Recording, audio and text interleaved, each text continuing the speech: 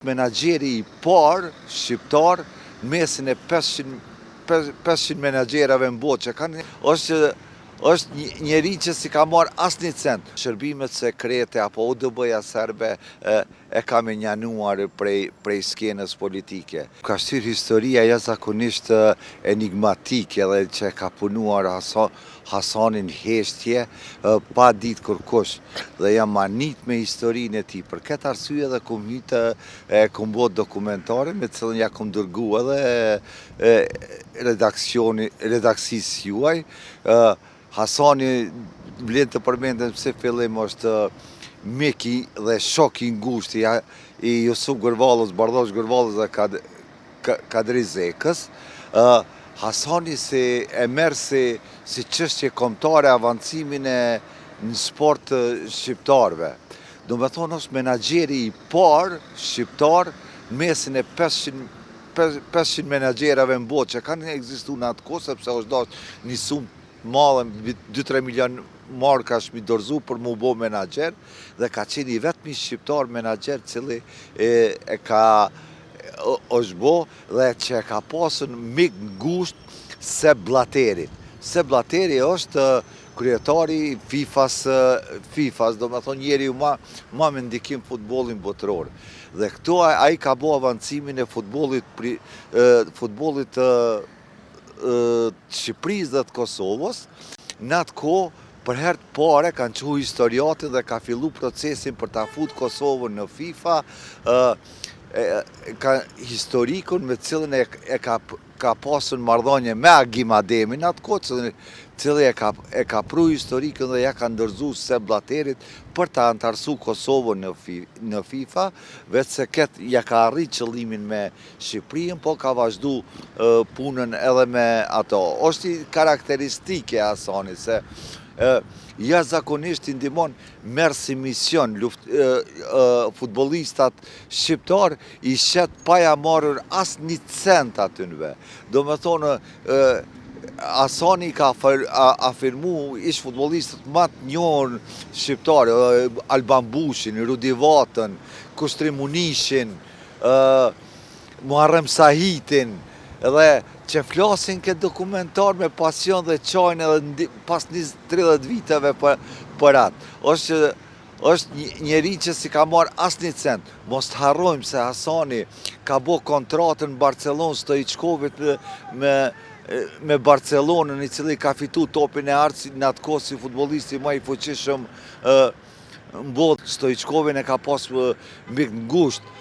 Eusebinjon e Portugalisë, i cili vetmi ka arritën ta markoj si duhet Enzo Narenzo de Racimentos Pellen, që ishte lojtari më i mirë në botë, po edhe Eusebinjo ka fitu me topin e artë, ka fitu me, po mos të harrojmë se edhe aq respekt në UEFA ka pasën Eusebinjo, sa dhe njëri ndër topat e artë ja dorëzon edhe Ronaldos. Jashtëzakonisht ka qenë sfiduese dhe mbetet enigmatike. Vdekja e tij përshkruhet si zyrtarisht nga Bullgaria, se atje ka vdekur, përshkruhet si aksidentale, do me thonë ka pas një ndeshje me kerr, mirë po miqtë e tij në cilë të flasin dokumentar, ata shprehin dyshime. Shpreh dyshime edhe Alban Bushi, shërbimet sekrete apo ODB-ja serbe e ka menjanuar prej skenës politike. Gjatë hulumtimit kemi provuar që shkojmë të marrëmi edhe raportet nga Bullgaria, po na kanë sugjeruar që është rrezik, dhe plus ka qenë kohë Covid-ja atër kër është realizu dokumentari, mirë po nga miqtë e tij tyre shprehet dyshimi se Hasan Kadriu nuk ka vdek nga vdekja aksidentale, po ai me një farë mënyre është likvidu për arsye se është njeriu që e nisi antarësimin e Kosovës dhe avancimin e futbollit shqiptar Shqipënisë në FIFA, për ta mbaruar ma vonë Vokri, por ata si duket e menjanuan nga jeta për mos pas sukses. Po si duket, suksesin e Hasanit nuk u ndalë, mandej vazhduan tjertë, miqtë e tij, shokët e tij, cilët klasin edhe sot dhe që janë dëshmitar gjallë edhe Agim Ademi, kryetari i federatës, edhe Muharrem Saiti, edhe kanë mjaft informacione dhe flasin me shumë pasion për ta. Edhe puna e Hasanit është jashtëzakonisht e fuqishme, jashtëzakonisht enigmatike, vdes në vitin 1998, po për fat mirë, punën e tij vazhdon Fadil Vokri, vazhdojnë Starova dhe Federata Shqiptare e Shqipnisë e njohin gjithë, dhe dim për nder, sepse Hasani ka investu jashtëzakonisht shumë për sportin sidomos Shqipërisë. Vlen ta theksojmë një moment. Në vitin 1997, kur ishte trazirat në Shqipëri, për Evropianin që kishte me lujtë në Shqipëria futbol kundër Gjermanisë, për shkak të trazirave, Gjermania refuzoi të lujë me Shqipërinë, me ardhmë Shqipëri, sepse ishte rrezik. Hasani e mori me qira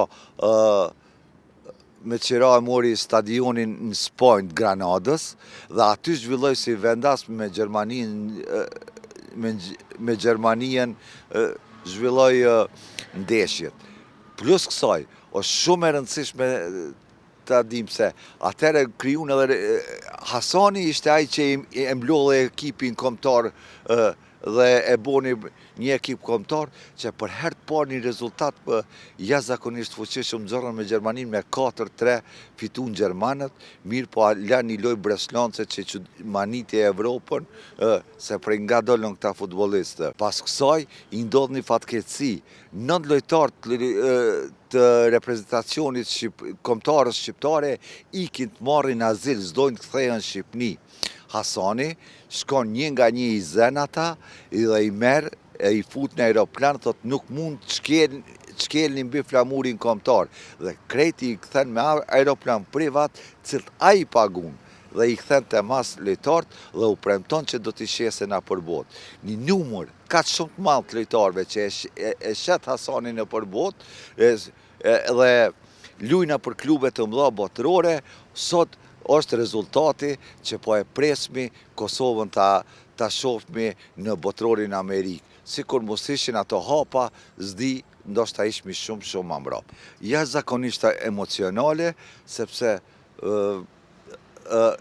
kur kemi fillu ta bojmë dokumentarin, ka qenë kohë Covidi, ka qenë kohë blokade, dhe ne kemi shku në Shqipni, kemi shku në Zvicër, kemi shku në Gjermani, për t'i ndjekur njerëzit që ka punu Hasani, dhe kemi kuptu shumë gjana prej Hasanit, cilët ai ka dhonë me miliona marka për të ardhur të këtu, dhe shka është më e rëndësishme, prej asnjë shqiptari nuk ka marrë as edhe një cent, dhe si cilët e ka ndihmu deri në maksimum.